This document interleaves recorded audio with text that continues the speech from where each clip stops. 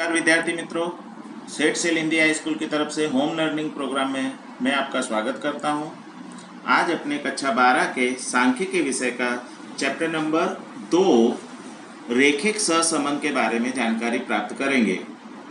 रेखिक सहसंबंध बोर्ड में मार्किंग की दृष्टि से टोटल 12 मार्क्स का आता है, जो अलग अलग सेक्शनों में डिवाइडेशन है।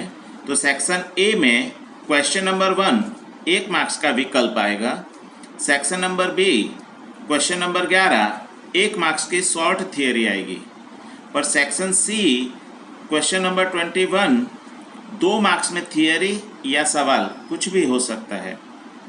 सेक्शन डी प्रश्न नंबर 31 3 नंबर में सवाल आएगा। Section F question number 43 5 marks का सवाल आना ही है और जो कैलकुलेटर आधारित है, इसलिए ये सवाल आपका सही होना चाहिए, इसकी सावधानी रखिएगा। तो टोटल ये 12 मार्क्स में है, आपको इस तरह से ध्यान रखना है। अब अपने इस चैप्टर के अपना चैप्टर का नाम है सहसंबंध। तो सहसंबंध से पहले हम देखें कि कक्षा 11 में एक चल के बारे में जानकारी प्राप्त की। पर जब एक से अधिक चल होते हैं, 2 चल, तो 2 चलों के बीच किसी न किसी प्रकार का संबंध होता है, तो वो संबंध धनात्मक है या ऋणात्मक, यह जानने के लिए सहसंबंध का ख्याल सर्वप्रथम कार्ल पियर्सन नामक गणितज्ञ ने दिया था। अब जैसे कि अपने देखें, 2 चल में पति की उम्र वो x और पत्नी की उम्र y। तो विवाह के समय पति की उम्र 25 वर्ष और पत्नी की उम्र 23। तो अगर 1 साल बाद 25 की जगह पति की उम्र 26 वर्ष होगी, तो पत्नी की उम्र 24 साल। पति की उम्र 27 साल होगी, तो पत्नी की उम्र 25 साल। तो ऐसे x यानी पति की उम्र बढ़ने से पत्नी की भी उम्र बढ़ रही है, तो एक चल के कारण दूसरे चल में भी परिवर्तन देखने को मिल रहा है। तो ऐसे संबंध को हम कार्य कारण का संबंध कहते हैं। तो सबसे पहले अपने देखा है कि कार्य कारण का संबंध किसे कहते हैं। तो समष्टि के एक चल के मान में कमी वृद्धि होने के कारण दूसरे चल के मान में भी कमी वृद्धि देखने को मिले, तो उसे कार्य कारण का संबंध कहते हैं। जैसे कि किसी भी व्यक्ति की आय और खर्च, किसी परिवार में व्यक्ति की आय बढ़ती है तो खर्च बढ़ता है, और आय घटती है तो खर्च घटता है। तो दोनों के बीच कार्य कारण का संबंध है, ऐसा हम कह सकते हैं। उसी तरह दूसरा उदाहरण देखें कि वस्तु की कीमत और मांग। यदि बाजार में वस्तु की कीमत बढ़ती है तो मांग घटती है, और वस्तु की कीमत घटती है तो मांग बढ़ती है। तो ये दोनों के बीच संबंध है। तो कैसा संबंध देखने को मिलता है कि कार्य कारण का। एक चल के मान में कमी वृद्धि होने के कारण दूसरे चल के मान में भी कमी वृद्धि देखने को मिलती है। अब आगे बढ़े। चैप्टर का मोस्ट आईएमपी बोर्ड में कई बार ये पुराने कोर्स में भी और नए कोर्स में भी पूछा जाता है। 1 मार्क्स की थियरी में सहसंबंध किसे कहते हैं। और वैसे अपना चैप्टर ये सहसंबंध। तो 2 चलों के मान में प्रत्यक्ष या परोक्ष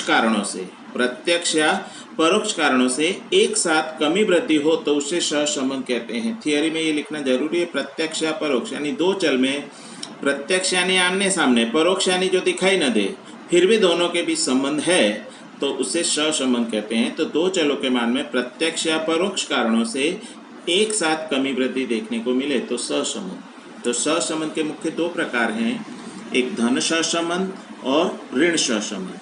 तो धन सहसंबंध, तो जब 2 सहसंबंधी चलों में समान दिशा में गति करे, 2 सहसंबंधी चलों में समान दिशा में परिवर्तन देखने को मिले तो उसे धन सहसंबंध। जैसे कि व्यक्ति की आय और खर्च, आय बढ़ती है तो खर्च बढ़ता है, और आय घटती है तो खर्च घटता है। तो ये समान दिशा, यानी एक बढ़े तो दूसरा भी बढ़े, एक घटे तो दूसरा, तो समान दिशा हुई। तो समान दिशा में परिवर्तन देखने को मिलता है तो उसे धन सहसंबंध। पर जब दोनों चल विरुद्ध दिशा में गति करें, जब 2 सहसंबंधी चल विरुद्ध दिशा में परिवर्तन देखने को मिले तो उसे ऋण सहसंबंध कहते हैं।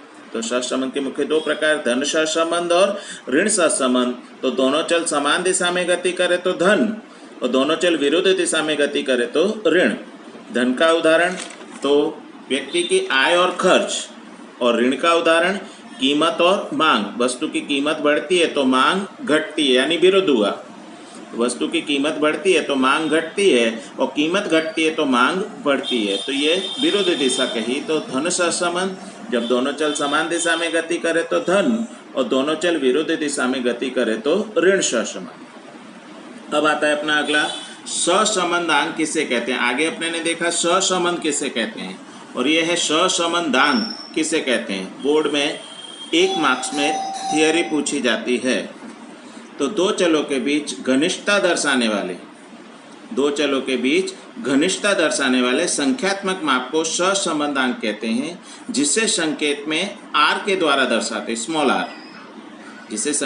स्मॉल r के द्वारा दर्शाते हैं। इसका ख्याल सर्वप्रथम कार्ल पियर्सन ने दिया था। अब आते हैं अपने सवाल की तरफ जाएंगे। तो सहसंबंधांक ज्ञात करने की मुख्य कितनी विधियां हैं। तो सहसंबंधांक ज्ञात करने की मुख्य 3 विधियां हैं। विकिरण आलेख की विधि, कार्ल पियर्सन की विधि, स्पेयरमैन की क्रमांक सहसंबंधांक की विधि। विकिरण आलेख थियरी है और इन दोनों पे सवाल आते हैं आपको, इसलिए विकिरण आलेख थियरी अपने अगले लेक्चर में देखेंगे।